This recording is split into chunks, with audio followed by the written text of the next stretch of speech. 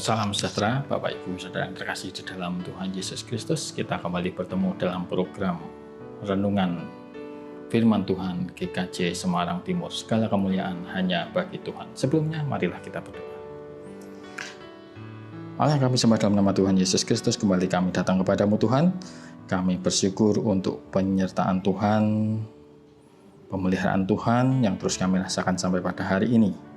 Kami bersyukur bila damai sejahtera Tuhan ada bersama-sama dengan kami, dan bila saat ini kami akan mendengarkan sapaan-Mu melalui firman Tuhan yang akan dibagikan, kami percaya itu pun juga adalah bentuk kasih Tuhan terhadap setiap kami. Berikanlah hikmat-Mu Tuhan untuk kami bisa menerima, mengerti dan memahami apa yang menjadi kehendak-Mu melalui firman-Mu. Dan kami menyerahkan Tuhan, doa ini hanya dalam nama-Mu Tuhan Yesus Kristus kami telah berdoa dan mengucapkan syukur.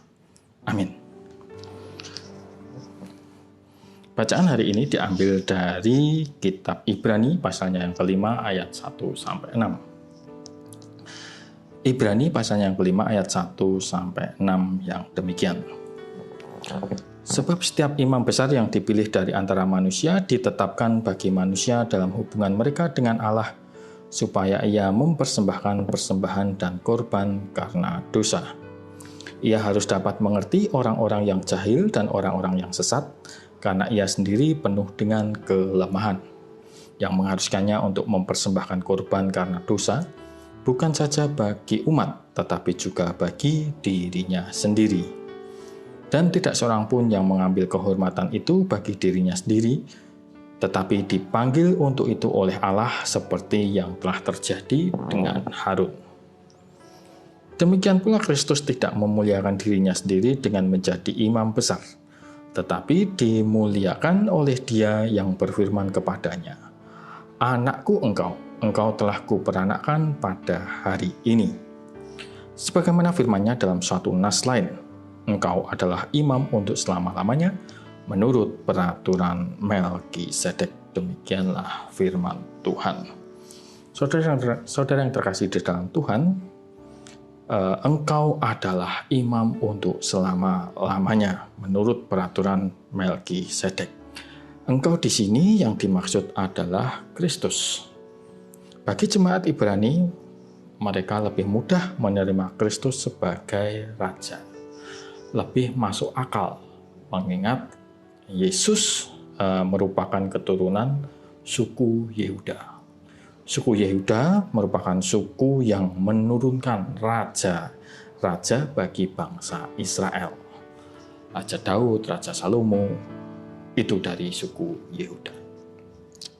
Tetapi Kristus sebagai imam besar sebagaimana disampaikan oleh penulis Ibrani, nanti dulu, ini tidak cocok dalam aturan dengan aturan di dalam Taurat dan tradisi bangsa Israel, bahwa imam haruslah berasal dari suku Lewi. Sedangkan secara khusus untuk imam besar haruslah keturunan Harun.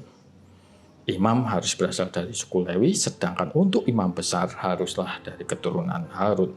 Yesus bukan berasal dari suku Lewi dan juga bukan berasal dari keturunan Harun. Hal ini memunculkan kebingungan ketika Yesus disebut imam besar. Sebagai imam saja tidak memenuhi syarat, apalagi sebagai imam besar. Ketentuan bahwa imam besar harus dari keturunan Harun ini yang disebut sebagai peraturan Harun. Sedangkan penulis Ibrani menyatakan Kristus bukanlah imam besar menurut peraturan Harun, tetapi menurut peraturan Melkisedek. Siapa Melkisedek ini? Dan apa pula yang dimaksud dengan peraturan Melkisedek? Di dalam Ibrani pasal yang ke-7 dijelaskan siapa Melkisedek ini. Saya akan membacakan ayat 1, 2, dan 3 dari Ibrani 7 ini. Sebab Melkisedek adalah Raja Salem dan imam Allah yang maha tinggi. Ia pergi menyongsong Abraham ketika Abraham kembali dari mengalahkan raja-raja dan memberkati dia. Kepadanya pun Abraham memberikan 1/10 dari semuanya. Menurut arti namanya, Melkisedek adalah pertama-tama Raja Kebenaran dan juga Raja Salem, yaitu Raja Damai Sejahtera. Ia tidak berbapa, tidak beribu, tidak bersilsilah. Harinya tidak berawal dan hidupnya tidak berkesudahan. Dan karena ia dijadikan sama dengan anak Allah, ia tetap menjadi imam sampai selama-lamanya. Tidak berbapa dan tidak beribu, bukan berarti Melkisedek ini alien dari planet lain, atau jatuh dari langit, atau tiba-tiba muncul dari tanah, atau malah manusia jadi-jadian. Tidak berbapa dan tidak beribu di sini maksudnya adalah tidak diketahui siapa bapaknya dan siapa ibunya. Ditambah lagi dengan tidak bersilsilah. Itu artinya tidak diketahui dia ini keturunan siapa. Harinya tidak berawal artinya tidak diketahui kapan dia lahir. Hidupnya tidak berkesudahan artinya tidak diketahui kapan dia mati. Secara lebih jelas, Ibrani 7 ayat 3 dalam terjemahan Alkitab Bahasa Indonesia Masa Kini atau BIMK dituliskan demikian.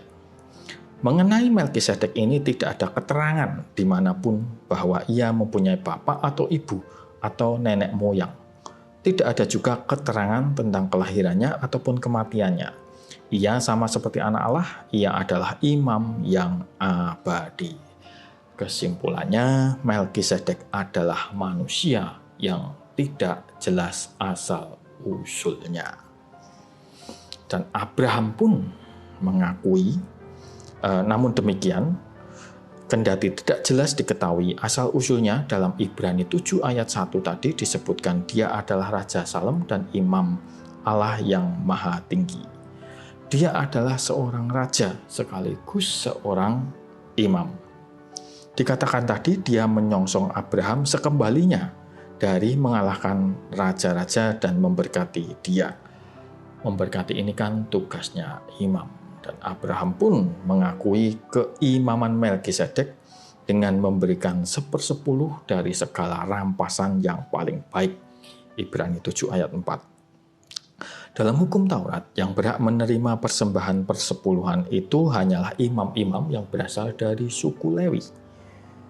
Namun inilah bentuk pengakuan Abraham terhadap Melkisedek sebagai imam. Sekalipun Melkisedek juga bukan keturunan Harun, bahkan waktu itu Harun belum ada, Harun belum lahir, catatan tentang Abraham dan Melkisedek di Ibrani ini diambil dari kitab Kejadian 14 ayat 18-20.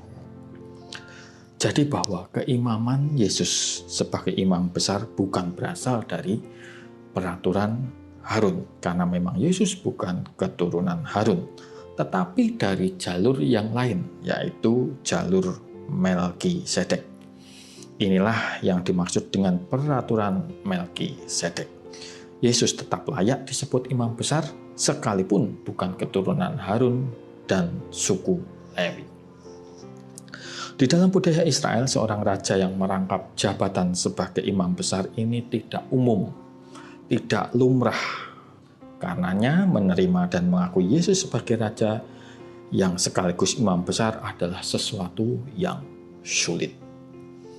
Maka dari itu penulis surat Ibrani hendak menyampaikan, bila orang yang tidak jelas atau orang semisterius Melkisedek saja bisa menjadi raja sekaligus imam besar, mengapa Yesus Kristus tidak dapat menjadi raja sekaligus imam besar?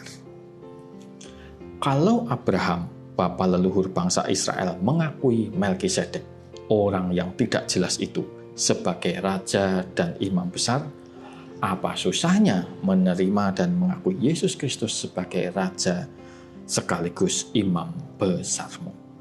Raja sekaligus imam besar untuk selama-lamanya menurut peraturan Melkisedek. Ini bukan upaya pembenaran dari penulis Ibrani atau memaksakan Yesus sebagai imam besar. Namun Yesus sebagai imam besar ini telah dinubuatkan oleh Daud 1000 tahun sebelum Yesus lahir. Ini dituliskan di dalam Mazmur 110 ayatnya yang keempat. Tuhan telah bersumpah dan ia tidak akan menyesal. Engkau adalah imam untuk selama-lamanya menurut Melkisedek. Jadi, selain raja, Yesus juga adalah imam besar bagi kita. Imam adalah wakil manusia untuk berhubungan dengan Tuhan. Berbeda dengan nabi yang adalah wakil Allah untuk menyampaikan pesan-pesan Allah kepada manusia. Imam adalah perantara manusia dengan Allah. Imam ada sebagai jalan pendamaian bagi manusia-manusia yang berdosa terhadap Tuhan. Dalam perjanjian lama, Allah hanya dapat ditemui melalui imam besar. Imam besar akan membawa hewan dan darah hewan kepada Allah sebagai persembahan kepada Allah. Imam besar mempersembahkan korban itu untuk dosanya sendiri, barulah kemudian untuk dosa umat. Tetapi Yesus adalah imam besar yang mempersembahkan dirinya sendiri, tubuh dan darahnya sendiri, sebagai korban tebusan untuk umatnya. Di sini Yesus adalah imam besar yang memberikan pendamaian bagi manusia-manusia yang berdosa terhadap Bapa. Ketika manusia tidak dapat menemui Allah tanpa seorang imam besar, maka bersyukurlah kita, karena Kristus telah menjadi imam besar yang mengorbankan dirinya sehingga kita dapat berjumpa dengan Bapa. Akulah jalan dan kebenaran dan hidup. Tidak ada seorang pun yang datang kepada Bapa kalau tidak melalui aku. Yohanes 14 ayatnya yang ke-6. Bersyukurlah kita kalau kita percaya kepada Yesus. Tidak ada orang yang sampai kepada Bapa kalau tidak melalui Yesus. Kalau tidak percaya kepada Yesus, apalagi membencinya. Yesus bukan sekedar imam besar, melainkan imam besar agung. Ibrani 4 ayat 14, karena kita sekarang mempunyai imam besar agung yang telah melintasi semua langit, yaitu Yesus anak Allah. Baiklah kita teguh berpegang pada pengakuan iman kita. Kalau imam besar mempersembahkan korban setiap tahun sekali, Yesus, imam besar agung, mempersembahkan korban, yaitu dirinya sendiri hanya satu kali. Satu kali tapi tuntas. Satu kali tapi sempurna. Ya. Korban untuk menghapus dosa-dosa kita, baik dosa-dosa yang telah kita lakukan, maupun dosa-dosa yang belum kita lakukan. Namun pemahaman ini kiranya tidak lantas membuat kita seenaknya berbuat dosa. Toh sudah ditebus. Kalau itu yang ada di otak kita, artinya kita sedang menganggap murah pengorbanan Yesus. Kita menganggapnya murahan. Kita menganggapnya gampangan. Padahal harus diingat, sebagai imam besar agung, Yesus tidaklah mengorbankan hewan dan darah hewan, tetapi dirinya, tubuh dan darahnya yang dikorbankan. Ini tentulah korban yang teramat mahal, bahkan tak ternilai. Sungguh ironis kalau kita yang ditebus justru menganggap murah pengorbanan seperti yang Yesus lakukan dengan menjalani hidup yang sembarangan. Baiklah kita pun mengakui Yesus Kristus sebagai Raja, namun juga imam besar. Baiklah kita bersyukur kita bisa berjumpa dengan Bapa melalui Sang Kristus. Dan baiklah kita menghormati apa yang telah imam besar agung kita persembahkan. Dengan menata diri kita, hidup seturut dengan kehendaknya, seturut firman-Nya, dan hidup yang membawa kemuliaan bagi nama Tuhan. Sebagai penutup, saya akan mengutip dari Ibrani 7 ayatnya yang ketiga tentang Melkisedek. Harinya tidak berawal dan hidupnya tidak berkesudahan. Dan karena ia dijadikan sama dengan Allah, ia tetap menjadi imam sampai selama-lamanya. Harinya tidak berawal dan hidupnya tidak berkesudahan menyiratkan makna bahwa keimaman Melkisedek tidak berakhir. Karena keimamannya tidak dari jalur keturunan secara biologis atau jasmani. Demikian halnya dengan Yesus, keimamannya pun tidak akan berakhir. Ia, Melkisedek, dijadikan sama dengan Allah, anak Allah, tidak bermakna bahwa Melkisedek setara dengan Yesus Kristus sebagai Tuhan, atau bahkan melebihi Yesus Kristus. Namun Melkisedek adalah raja sekaligus imam besar, demikian pula Yesus yang adalah raja sekaligus imam besar bagi kita. Amin. Mari kita berdoa.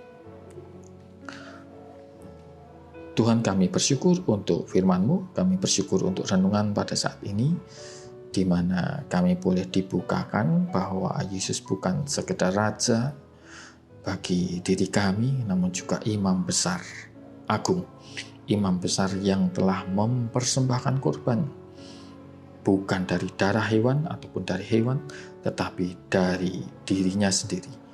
Tuhan Yesus yang telah mengorbankan tubuh dan darahnya untuk menebus kami, memampukan kami dan mendamaikan kami, orang-orang berdosa ini dari Bapa, yang meluputkan kami dari murka Allah. Ajarlah kami Tuhan untuk kami menghormati, menghargai apa yang telah Tuhan Yesus lakukan, dengan kami boleh menata diri kami, hidup seturut dengan kehendak Tuhan, seturut dengan firman Tuhan, dan memuliakan nama Tuhan. Terima kasih Tuhan, hanya di dalam nama Tuhan Yesus Kristus kami telah berdoa dan ucapkan syukur. Amin. Demikian renungan kita pada hari ini, Bapak Ibu Saudara yang terkasih dalam Tuhan Yesus Kristus. Salam sejahtera untuk kita semua. Tuhan Yesus memberkati.